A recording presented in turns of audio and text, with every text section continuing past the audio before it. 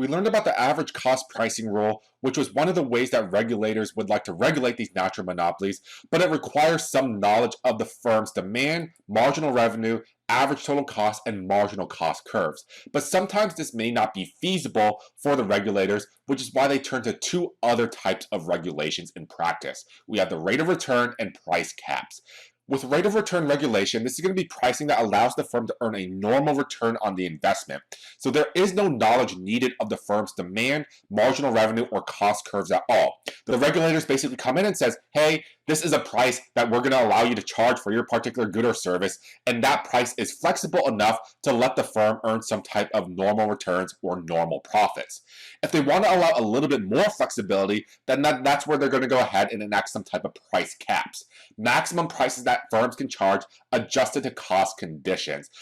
So the regulators, instead of giving the natural monopoly one price to charge, they're going to give them a range of prices. And the range of prices is going to be flexible enough for the firm to earn not only a normal return on their investment, but it can also allow them to earn a normal return on their investment when their cost structure is going to increase or change. So it just gives the firm a little bit more flexibility when the regulators are going to enact these price caps. So three regulations that the firms have in practice when the government wants to enact some type of regulation. We have the price caps, we have the rate of return approach, and also average cost pricing.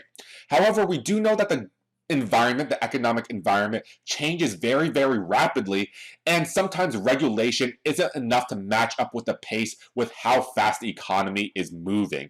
And sometimes these regulations may just be superseded or overpassed just because technologies improve very, very quickly, or there are new processes or new inventions that just make these regulations sort of obsolete. And that's where we want to go ahead and get ahead of the curve and prevent monopolies from popping up in the very first place. And that's going to be the role of antitrust policy. The goal of these type of policies and laws is to preserve competition and to prevent monopolies with the maximum amount of market power from arising in the very first place. So we don't even want this firm to become a monopoly in the very first place. And antitrust policy, the sentiment sort of turned towards it after the Great Depression, where the economic environment was sort of conducive for drawing up these huge, humongous trusts and companies. We have the John D. Rockefeller with Standard Oil, Jay Gould with the railroads, Andrew Carnegie with the steel industry, J.P. Morgan with banking. There were just so many industries that became very, very concentrated and very, very powerful that the public sentiment actually turned against monopolies and all of their market power, which is why they turned to the government to enact some type of antitrust policy. And that's exactly where the first antitrust policy or law came into fruition, which is the Sherman Antitrust Act of 1890, which provides criminal penalties in attempts for monopolization. And then we still see extra layers being added to antitrust policy with the Clayton Antitrust Act a few years after that, which forbids contracts and other arrangements that limit competition. And then the Federal Trade Commission Act, also in the same year, 1914, which protects consumers from unfair or deceptive business practices.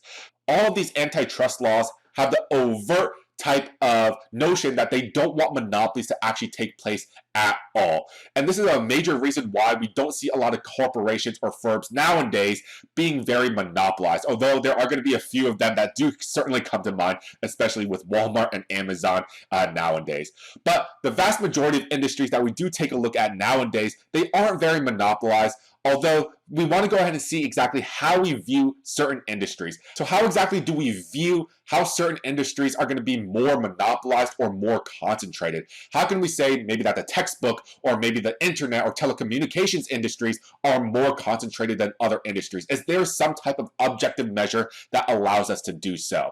And there are two measures that the government themselves actually do use to say whether or not this industry is monopolized or concentrated, and that's exactly where we get into the concentration ratios and the Herfindahl-Hirschman index. And the Herfindahl-Hirschman index is the major measure that the Department of Justice uses today in order to gauge whether or not companies should be able to merge with one another or whether or not a merger is going to be rejected. So we'll take a look at these two different measures of concentration in our next videos.